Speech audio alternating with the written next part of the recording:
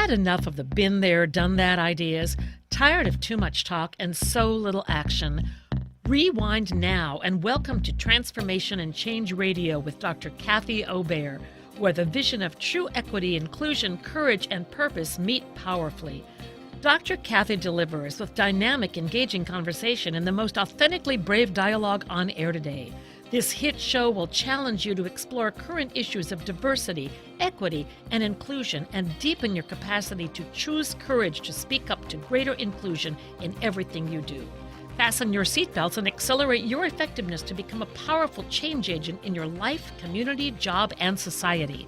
Imagine true equity and inclusion and get the tools to really manifest your vision.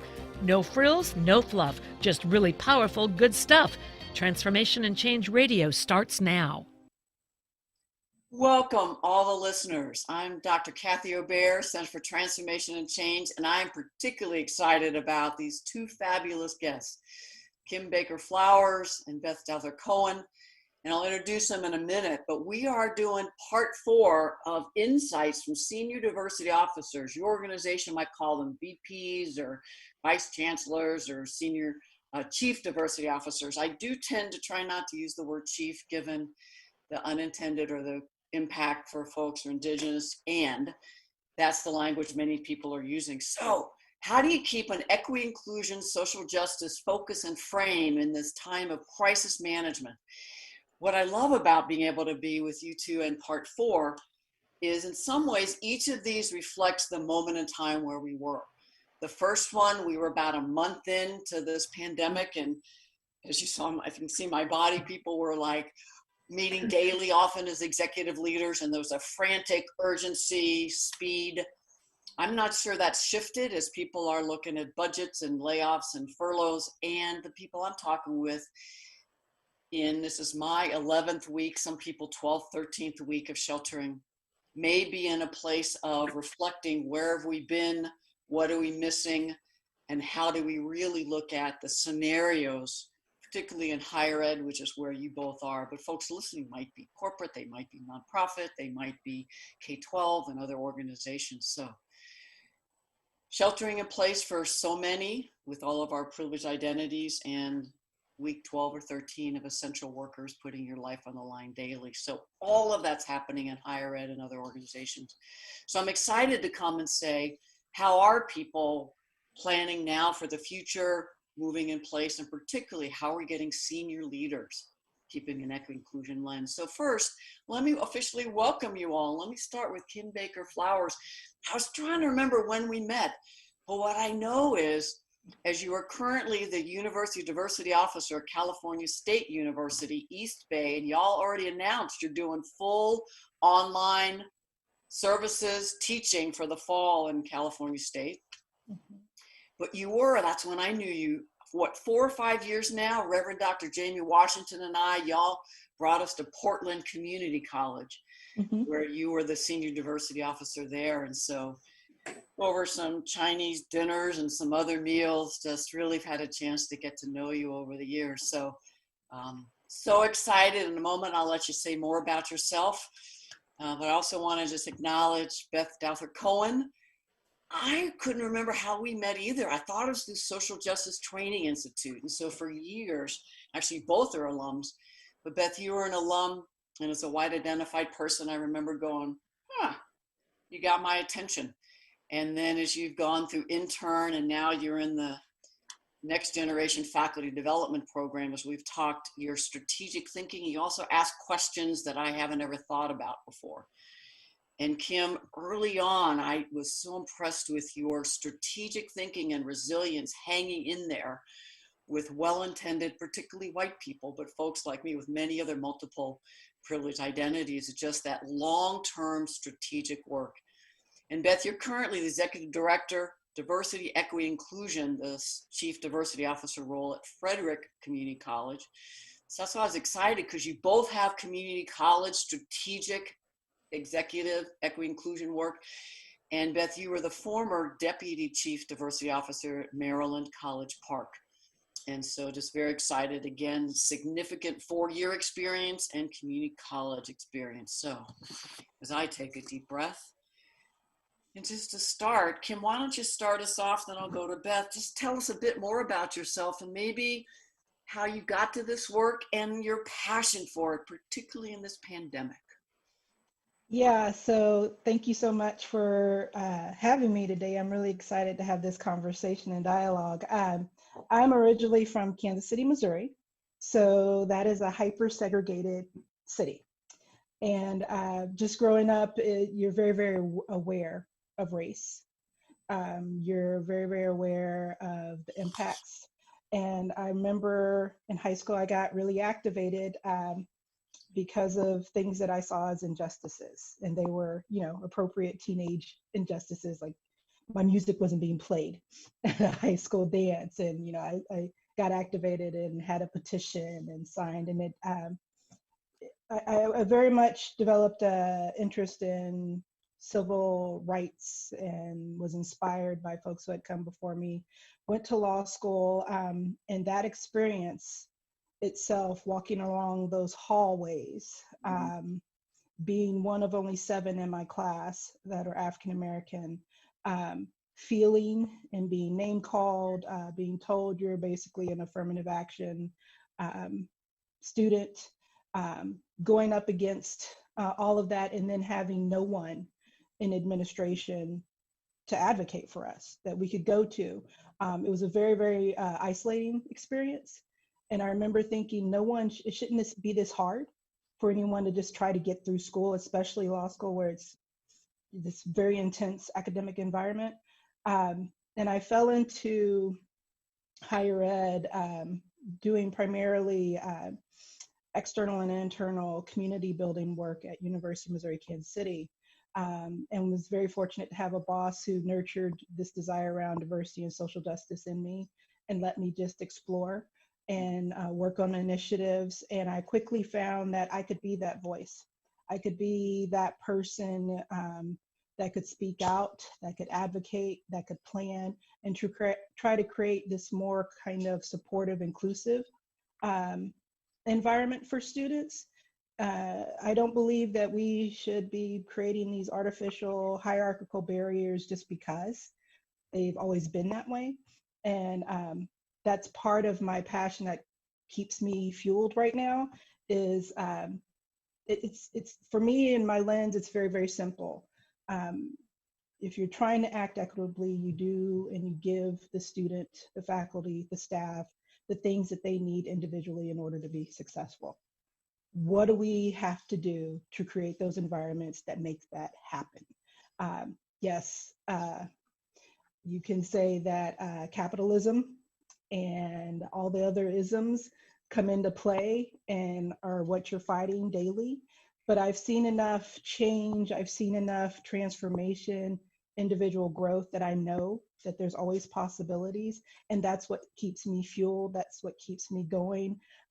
In this current pandemic, it's gotten a little bit harder just because I'm at home and I have a son who is 20 and he's very, very good at it.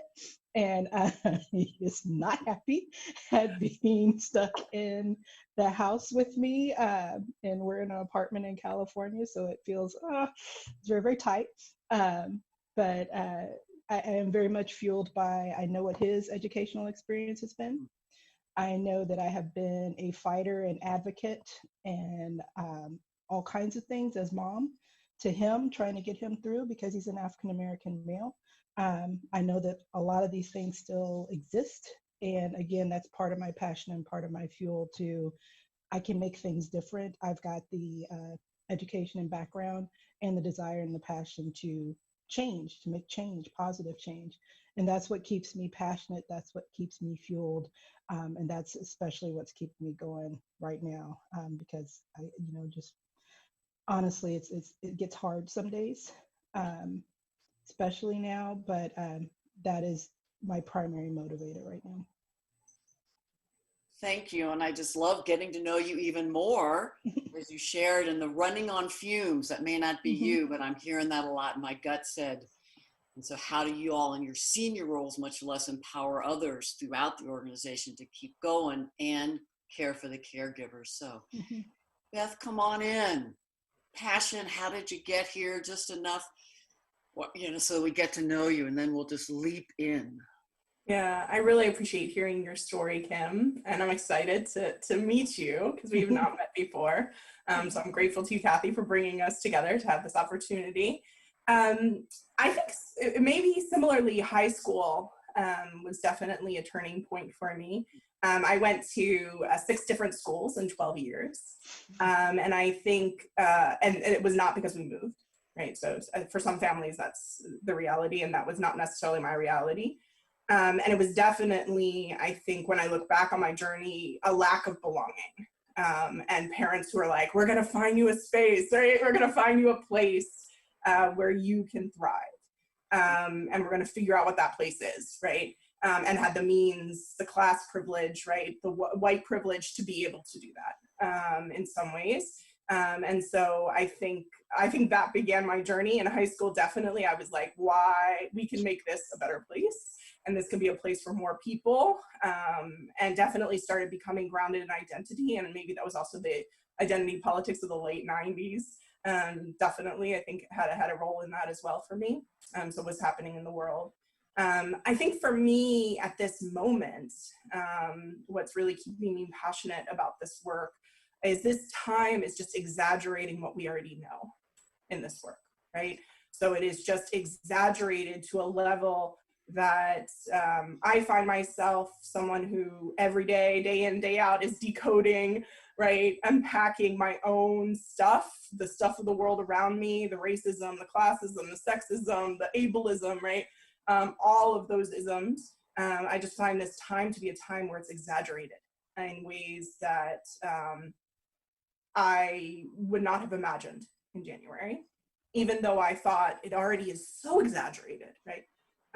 So the unequal suffering, this idea that I actually am safe, both me and my partner, and most of our family are able to telework. Some of us have lost portions of our jobs, and yet I feel so unsafe, right? Mm-hmm. And so this reality of this time that there's this weird unsafety, right? Lack of certainty, chaos. And so bringing the possibility of justice during a time like that, during a time like this is essential to me, and essential to what I've done throughout my life and what I want to be doing now. I have so many questions. A new thought I'm having that folks are not only, will I have a job? Has my job changed? We already have family members, so I have been furloughed, laid off. What's the future? And then with the murder of Ahmaud Arbery, Breonna Taylor? Yeah, or Tyler, yeah. Tyler. And so many folks we don't know. And then the anti-Semitism, the class. So people maybe, quote, in our homes and not have pandemic fear as much today, and yet the virtual violence. So with a whole context, let me come back to you, Kim. Just what are you noticing in this kind of current time around the pandemic? How are senior leaders and leaders throughout the organization thinking about equity inclusion? How are you all as senior diversity officers taking those risks to again raise the issues, even though there's probably a emotional and political cost? The story and what I'm hearing is before there was cost for senior diversity leaders, but now in this time of just kind of crisis, I'm hearing that folks are getting moved out and not listened to, and actually you're not in the meetings where you need to be. So start wherever your heart is. It's just, what are you noticing, and leaders, and what do we need to be doing? So I'm feeling just really, really fortunate right now as a diversity officer, just because I've got the team on the cabinet that I sit with. Because our governor last week on Thursday dropped this $54 billion deficit bomb, and gave us this 6-page document for the CSU that had listed out all the cuts that are going to happen. And so we've been in this kind of stressed, we're back to meeting quite a bit more often to try to figure out, you know, how do we balance the human impact and how do we balance this institutional impact. And my boss, Miro Marishta, I'm just really grateful that I'm sitting where I'm sitting, has been really, really intentional and thoughtful and hasn't made any kind of capitalistic kind of, you know, logical, just let's do this and this and done. We've had actual dialogue. I was able to, he gave us a question and he asked us to think about it over the weekend. I was able to use critical race theory. I used identity cards, did an analysis, wrote it up, and we had the conversation about it at cabinet on Monday. So again, I'm feeling really grateful about we're being as intentional as we can be. We're being as thoughtful as we can be, trying to balance, again, these realities, because that 10% has got to come from somewhere. But also trying to put people first.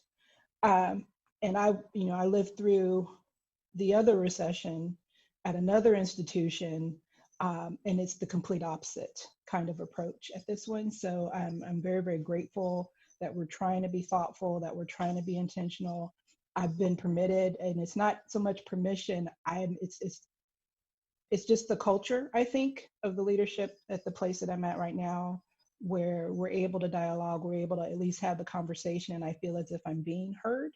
Whereas in other institutions, it felt like I was very much, you know, hitting my head up against the brick wall. And I was trying to figure out creative ways to go under or over or sideways to get people to actually, and that's across the table, everyone on cabinet, to think thoughtfully. And I feel like I've got that right now. So I'm just feeling really, really, really thankful because I've got the trauma from the last time, and I'm trying not to let that influence the way that I behave and react this time. So I'm holding both of those things, and I'm able to have voice and advocate. And I don't right now really feel as if that I have to be measured, because again, I've got this luxury and privilege where I sit right now currently, where I feel as if I'm empowered to be and show up as me and say, and my boss is used to me saying. So I'm very, very grateful for that. Well, that gives me hope. And I don't hear your story as often as I hear others from senior leaders. Could you share, and if not, what was the question that your president asked the leadership team over the weekend to ponder? I just love that as a practice. He was talking about the different scenarios about trying to repopulate the campus. What could that look like? What should we be doing? And I'm trying to remember what the other question was. But it was primarily about how do we get back to what this post-COVID normal will look like, while again trying to ensure safety, ensure that all the different identities, you know, those who have caregiver responsibility, all these things are being held at the same time. And I got to tell you, it's extremely challenging. There were some questions when I was running it through critical race theory. I was like, I don't even know. I don't have an answer. So yeah, we're still wrestling with a lot of that. But to have the senior leader hold people first, all of our mission, vision, values, priorities, and that includes equity, inclusion, lens, full breadth of differences. What a practice that is. So Beth, what's coming up for you as you hear Kim, and also just what are you noticing either on the campuses you know about? You don't have to talk about specific ones, just what are leaders, the challenges and the strategies they're using or the gaps they're finding? Yeah, I feel like this time has, it exaggerates the strengths of institutions and the struggles. Right. So for me, at least, that's the way it's felt. And I'd actually argue that's maybe people too. So I'm like, my strengths are rocking right now. My struggles, they are all over every Zoom screen, right, out there. And so it's, you know, I think that has been what I'm seeing at my own institution, at other institutions. And so one of the things I'm really grateful for, I've been thinking a lot, and I've checked in on some chief diversity officers, senior diversity officers who are new in their roles in the last, I know of one who started in January, right? I'm 2.5, almost 3 years, it'll be 3 years this August, into my position. And one of the things I've been thinking a lot about is the work that we've done as a campus in building people's capacity to ask questions around equity and diversity and inclusion, right? To get kind of foundational questions. Who are we talking about? Who are we not talking about? Decoding, right? Whose experience are we not thinking about? How do we even figure out whose experience we're not thinking about, right?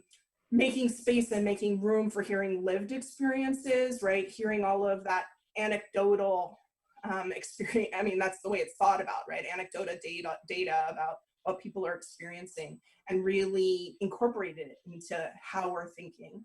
And so the capacity building, I feel like, that we've done has been really helpful in this time.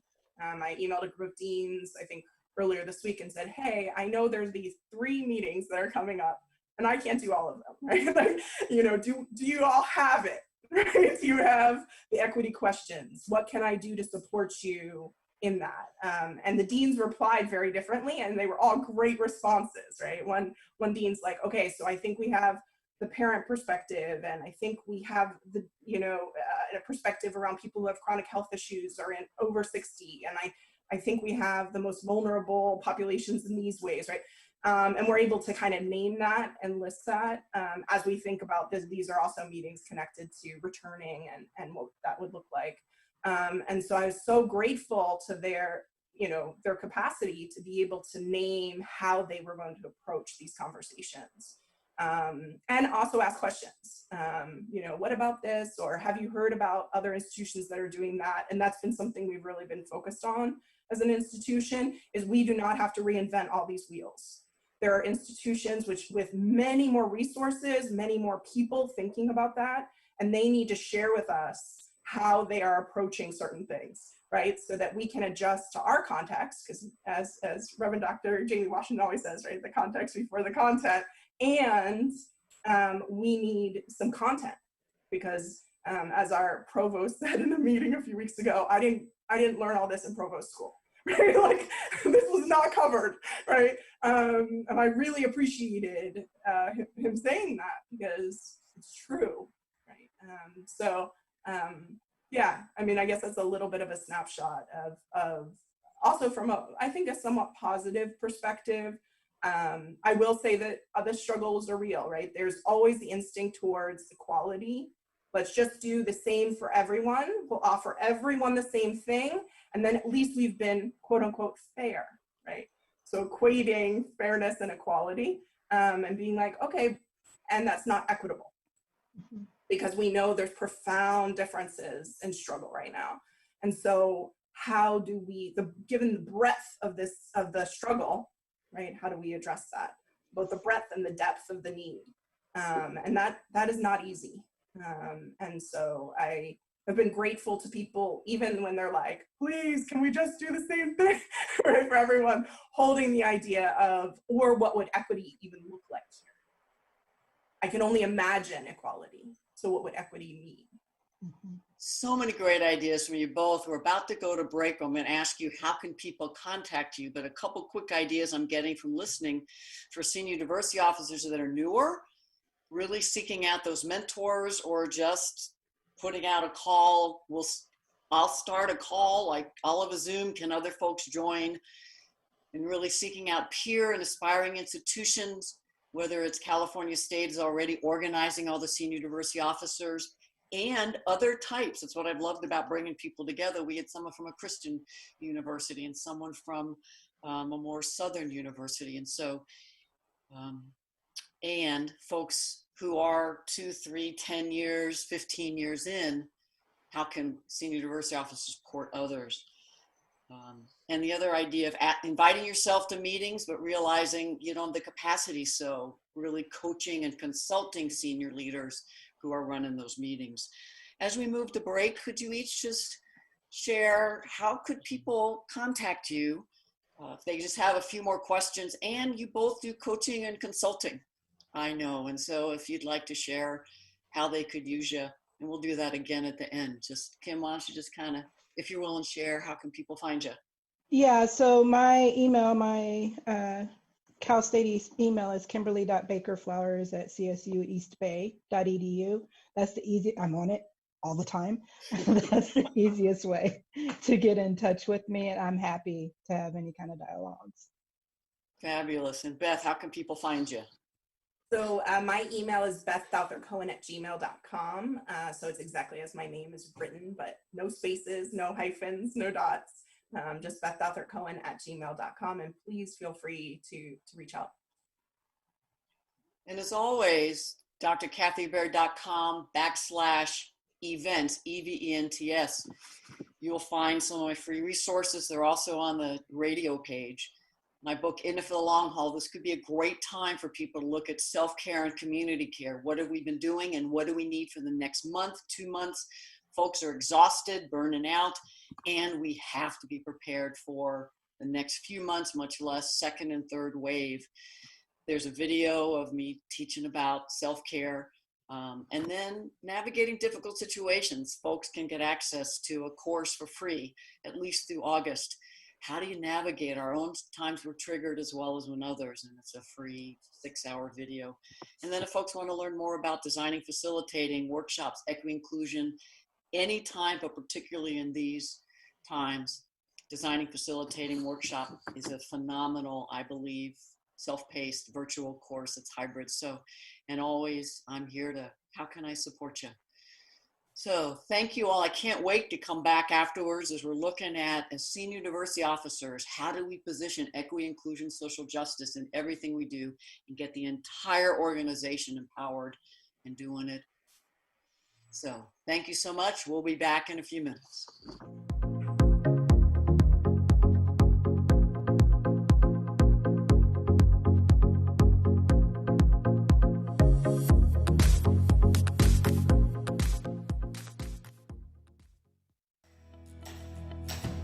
Are you ready to transform your life and embrace magical experiences? Talking to Tanis with your host Tanis McCrae is here to help you find your joy in life. Tune in live every first and third Friday at 10 a.m. Pacific on TransformationTalkRadio.com.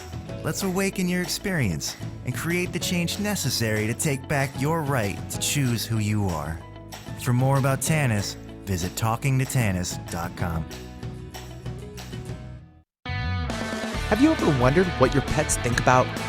Do you know what your pets are saying to you? Dr. Monica will be your pet's translator to help you understand what your pets are trying to communicate to you. Enhance the bond with your furry friends on Pets Talk with Pet Communicator Dr. Monica each month on TransformationTalkRadio.com. For more information about Dr. Monica, visit PetCommunicator.com. It's time to get your life back on Burn Bright Today with Jennifer Marcinelli. Tune in each month on TransformationTalkRadio.com. Learn to move from the darkness of burning out to the light of burning bright. Jennifer is redefining stress and the energetic causes of burnout, shining a light on process to get your life back. For more information about Jennifer and her work, visit burnbrighttoday.com. Tune in to The Truth is Funny with Colette Steffen each Wednesday at 8 a.m. Pacific, 11 a.m. Eastern on TransformationTalkRadio.com. This hit show will have you thinking outside the box and riding the wave of infinite potential. Join Colette on the Higher Self Network, inspiring listeners to shine their brilliance and ensure success while roaring with laughter as they recognize the humor of the giant cosmic joke. Visit thetruthisfunny.com. Raising the vibrations through stimulating conversations while exploring the mysteries of Atlantis and Lemuria on Tales from the Merworld Radio with me, Amira Beth. Join us every second and fourth Thursday at 1 p.m. Pacific on TransformationTalkRadio.com. Be ready to feel empowered and an active part of the changing earth. For more information about me, visit amirabeth.com.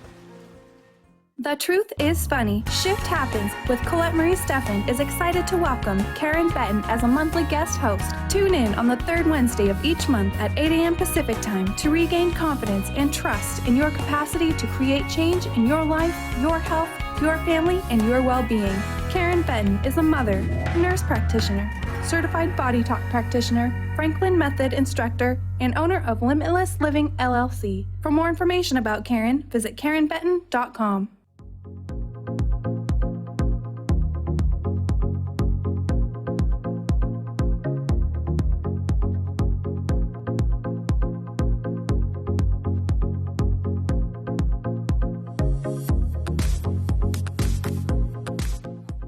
Welcome back. I'm Dr. Kathy Obear, Center for Transformation and Change. So excited to continue this dialogue with Kim Baker-Flowers and Beth Douthat-Cohen as we continue to look at, in this current context of pandemic, several months in, looking at summer, looking at fall, and then possible second, third waves. Just keep breathing.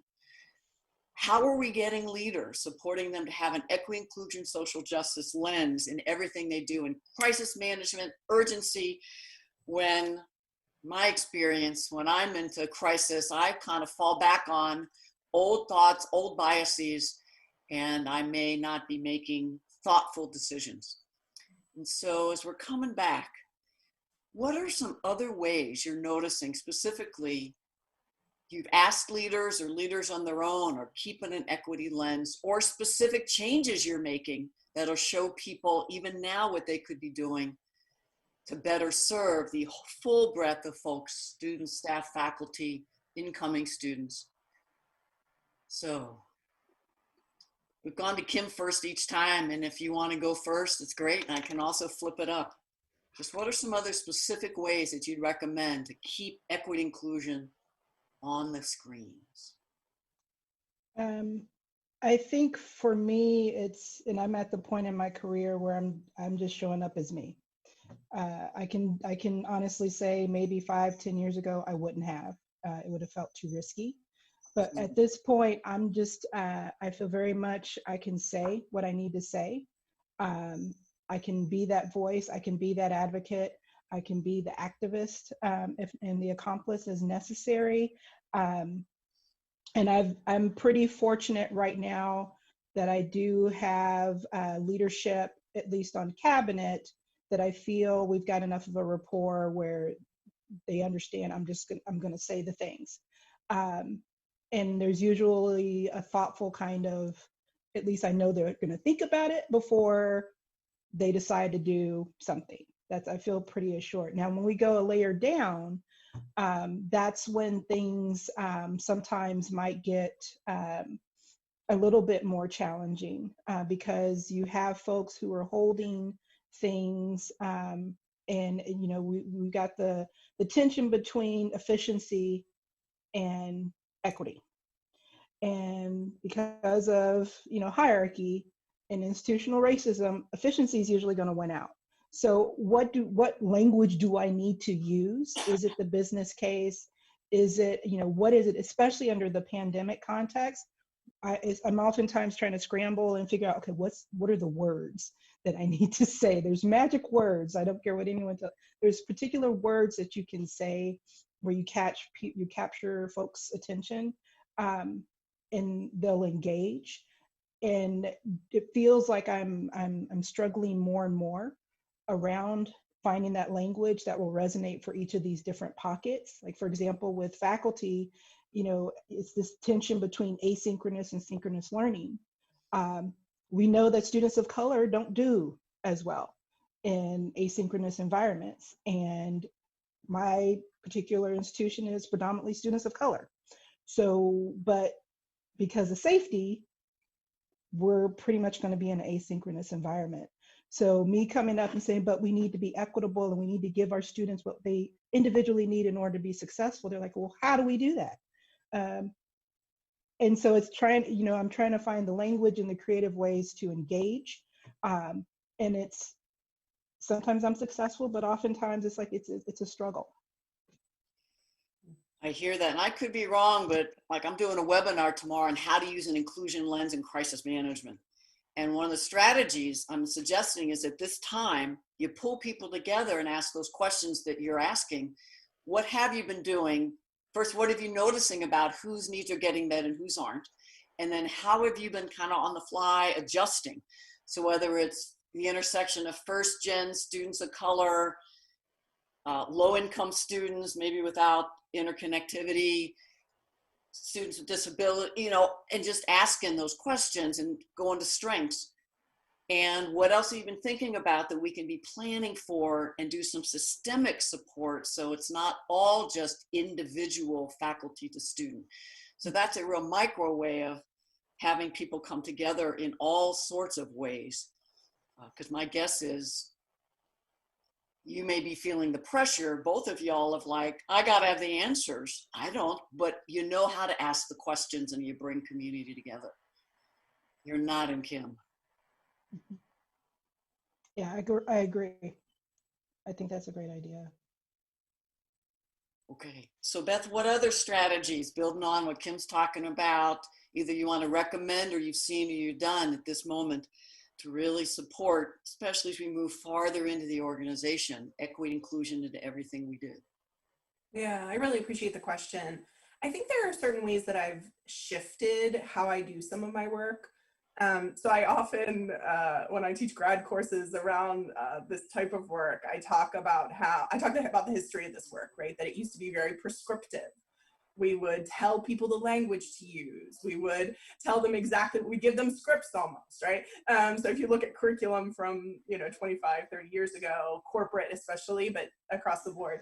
And I find myself actually during this time being much more practical, much more grounded than I've ever been in this work. And so that has definitely been a shift for me, and I think has been super effective, especially with faculty who, in our context, faculty are the main contacts right now with students because they have to be, right? Because that's what the student is there for, right? Is that classroom.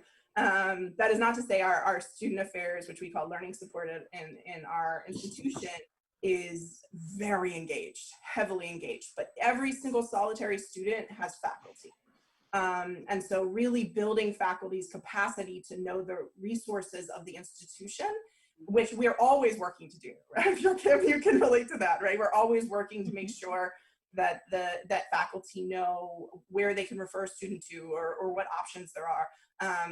There's a lot more of that. And at the same time, balancing increasing instincts, right? So increasing the practical knowledge that is needed, but at the same time, the instincts around that, because we can't prescribe what every scenario a faculty member is going to encounter with a student, right?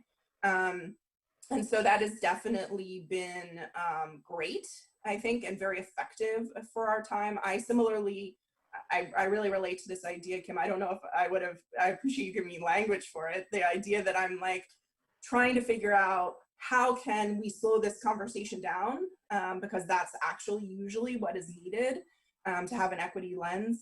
And that is a very complicated thing to name or to ask for in a moment of urgent need. And urgent across every argument you can think of. The business model argument, the social justice model, right? We need expediency. People are struggling, people are suffering. We need responses. And so some of the things that I think we have used or utilized, the way you interrupt bias, you slow it down, right? Even 5 minutes slowing it down can be helpful, but that feels, that's hard in this moment. I would say one of the more effective things that have felt really important to me, and I've seen that this at other institutions too, is making sure the right people are in the Zoom meeting, right? Making sure that people who represent and are closest, right? It goes back to, I guess, Brian Stevenson's, even though this is not exactly how he was using the idea of proximity, right? Who is most proximal to this struggle? And so in our institution, that in some cases is students. In some cases, it's members of our student affairs group, right? In some cases, it's some of our faculty or staff. And so making sure that those perspectives are in the meetings. And so I've seen that as a big part of my role, that people can hear each other and talk to each other. We've had ongoing meetings where our academic affairs and our student affairs staff have been together in meetings, and it's not that they weren't before, but very regularly, to say, what are you hearing from students, and how can we as deans, assistant deans, communicate to faculty what you're hearing, right? How can we help with that communication? Because I think communication is also a huge struggle right now across the board. So yeah, those are some of the things that I think have felt most urgent to me. No one's yet mentioned getting students actively involved in some of these task forces, planning, and y'all might be doing it, but the people I've been talking to, no one is, getting their voices in through here's what I'm hearing. But to actually have our clients, our students in the room virtually. Mhm. Kim, other ideas that are coming up for you before I want to talk about resistance and yeah buts? I'm trying to think specifically in regards to students. We have had students in many of the spaces where we're trying to thought partner on what do we do. Here towards the end, and this may get us towards the challenges. When I usually do at least a pulse check in all the meetings that I lead, and I ask people to describe their thoughts or feelings. And in the last 2 weeks, it's been primarily tired and exhaustion. And our students were in the middle of struggling with finances, finals, finding spaces within wherever they, the places where they were to just be a student. And we're trying to honor all of that and hold it all at the same time, creating community and holding space, which I think is a unique skill set that my division and my office provides to the institution. We're good at holding space and bringing people together in dialogue. But our students are, they're saying, I'm tired and exhausted. I'm like, well, at that time it was 8 or 9 weeks. What's going to happen in fall when it's going to be double the amount of time? And the students were already zoomed out. They're like done. We had recognition ceremonies and people were like, it's wonderful. Thank you so much. Great. I love that you're honoring me. Really don't want to do another Zoom. That kind of. Mm-hmm. So it's like, so in my mind, I'm like, so what happens when we're in October and, we're at that 8 or 9 week and pretty, I'm assuming that we're going to have experienced the same thing. And what are our creative solutions to, is there a different kind of modality? How do we engage? What are our, I don't want to default back to Zoom, but is that my only option? I mean, my mind is constantly on the spin of how do we keep folks in it, and students especially. It's, we're trying to figure out social media and different software and different ways to keep them in it, because many of them are expressing to us, and we did a just-in-time survey through the sociology department where they're really clear. They don't like this. They don't like this online stuff. And, again, the reality is bumping up against the desires and the articulated needs of the folks that we are here to serve. So again, it's this notion of how do you hold both at once and try to do it successfully. And that is my daily kind of struggle is, let's think out of the box. Let's think creatively. I love calling everything a pilot. We'll try it at least once, see if it works, see what sticks. That's the way I'm trying to engage folks, especially the students. And that goes back to you're trying to go throughout the organization, people who may not be showing up in the way you wish they were. What magic word? So pilot, doing things differently now, trying it out, actually may help us avoid problems that are very costly and actually hurt our recruiting and retention down the line. Mm-hmm. That whole financial business case, I think, could work as we move into the organization. And let's just try it. I love it. As we just have a few moments left, let's look at resistance. And that's my language. But what if folks are doing it the old way? I don't care how we used to do it and who was getting hurt, unintended impact, who we served differentially. I really think this is a time to ask everyone, what are you doing that's actually you never thought of you'd ever do, and who's it really serving, and how are people actually benefiting from the ways we're doing it? What can we keep? So either that way, or how do you deal with folks that are just wanting to go back to the old quote normal, the resistance, not think about equity inclusion? And I'll start with Beth and then we'll end with Kim. And I wish we had more time. Beth, what comes up for you? A few things. I also am thinking a lot about the synchronous asynchronous question, because of the different things, the different needs. So, you know, we have a large population of students with disabilities. It's the reason I'm loving being in community college as a person with multiple disabilities, right? Being able to be part of those communities. And so in some cases, for example, with interpreters, right? Synchronous spaces, the ability to make sure that interpretation happens, right, is a huge question. All students across the board, especially students of color, really need that community, right? They need the sense of belonging, and the sense that people are going to show up and help them learn the content of the course, and they're not going to have to do it alone, right? And so, but then we have students who are, have been called up in terms of military service, National Guard service, and so synchronous is not an option for them, right? So then you record it, but it's obviously not the same, right? And so really kind of navigating that. And I use that example, one, because Kim, you brought it up, and I appreciate you bringing it up, because I would love to talk to you more about how you're thinking about it for fall. But a lot of faculty want the institution to make a decision. And this is not just at FCC, like, tell us, right? Do you want us to do it synchronous? Do you want us to do it asynchronous? What are the expectations? Like, we need clear expectations at this point, right? And it's complicated and really looks different. And so kind of around this, I had polled my students for a grad course I'm teaching this summer, and 50% of my students said, yes, I could do synchronous, but it's not preferred. And 50% literally said, yes, it is absolutely preferred. It's the only way I can learn. Right? And I'm like, all right. So what does that mean? And what does that look like for that student? And for me as a faculty member. So it's powerful for me to watch this in real time, kind of while I'm trying to teach, and the faculty struggles. And so one of the forms of resistance that I'm seeing is this struggle. And I wonder if it's unique to community colleges. I'm guessing it is to an extent, but maybe not in other ways. Is this tension between just tell me what you want me to do, right? Also with, I think, fear, and this is national fear, this is not necessarily specific to my institution, of losing your position, right, of losing your job. So just tell me what the expectations are and I'll execute them. And widely diverse disciplines, right, which need really different modalities. And so some of the resistance is, you can tell me this is good from a diversity, equity, inclusion standpoint, but how does that mesh with my discipline?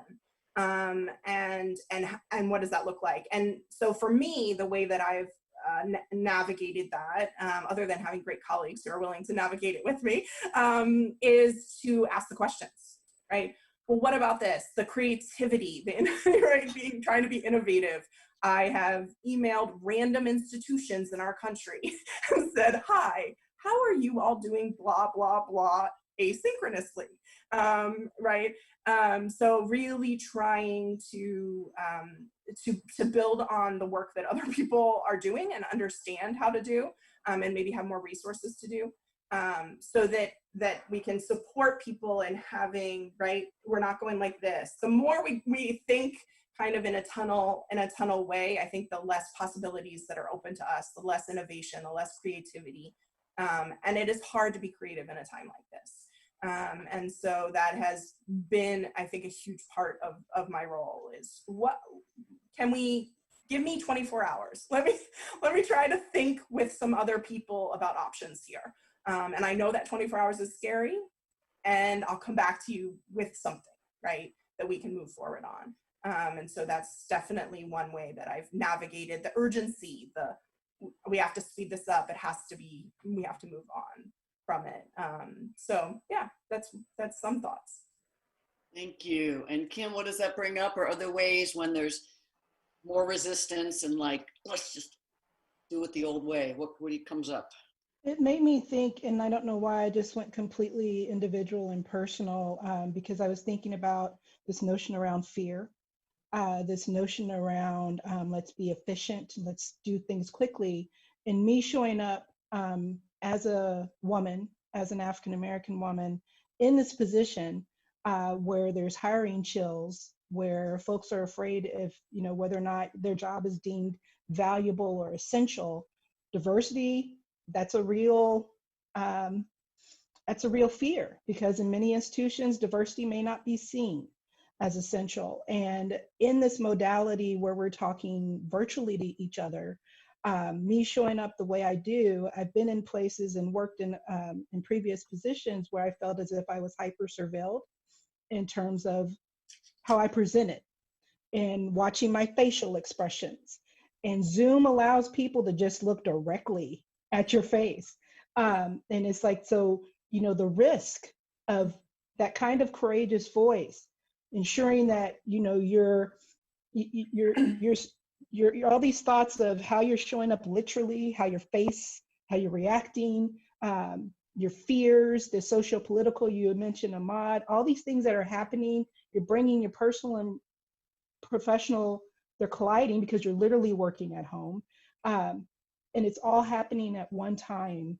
And you're trying to be clear-headed enough to be this courageous voice, all while, surveilling your, I think it can oftentimes feel overwhelming. I'm feeling very, very fortunate right now that I am where I am at, and don't feel as if I have to be as on, so to speak, as I needed to be in other places. But I do empathize with those who are in the position right now, especially coming out as chief diversity officers, standing out when it often feels like you're on a limb by yourself. And whether or not you've got allies, especially around your senior administration, that cabinet table, who will at least echo and reinforce what you're trying to say. It feels risky. But the only thing, and those are the biggest challenges, again, I felt very much going internal in response to what Beth, that was what was coming up for me. But I do believe that we are standing in a moment where there's truly possibility for creativity.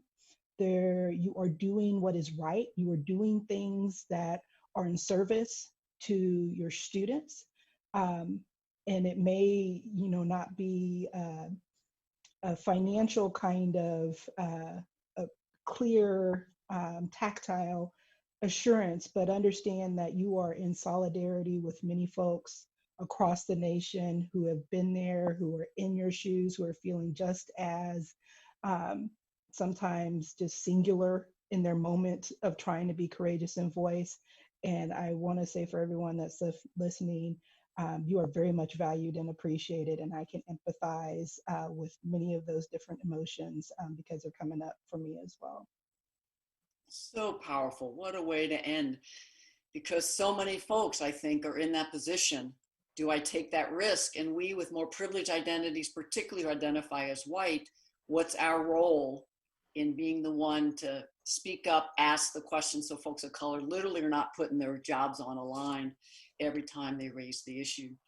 And the idea of both and, urgency and equity inclusion, move fast and slow down. So both and. As we close, I'm so grateful for you both. Would you please just remind people how they can find you? Because I think you're going to get some calls and emails. So my email address is bethdowthercohen@gmail.com. So it's just exactly as my name is written, no hyphens, no periods or spaces. Thank you so much, Kathy. I've really appreciated this conversation. It's been healing and helpful and grounding. So I'm grateful.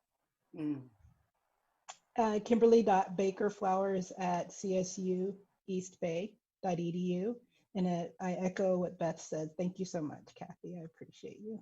I am so grateful for you both in my life and for the wisdom Yes, having you both was wonderful. And again, folks, on the radio show page, you can find their emails, as well as you can always email me. And tomorrow, on Thursday, the 21st of May, I'm doing a webinar, how to use an equity, inclusion, social justice lens in everything we do in crisis management. So you can just go to drkathyobear.com/events, sign up. If you don't come, you can get the video, and that itself could be a way to build internal capacity, breadth and depth of the organization. You'll get lots of ideas and strategies. And I'm Dr. Kathy Obear with Center for Transformation and Change.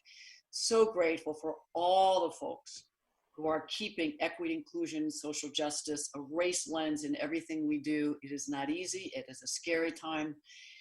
And it's an exciting time, as Kim said and Beth said. Possibilities. Bring people together for expansive thinking. That's what this next month or two could really be. You've been listening to Dr. Kathy Obear on Transformation Talk Radio. Thanks for tuning in, and be sure to catch us next time as Kathy inspires listeners to become agents of change, motivate, innovate, and speak truth to power. Step into the courageous you that will change the world. Connect to life-changing conversations to extend your reach. For more information on Kathy and her work, please visit drkathyobear.com. That's drkathyobear.com.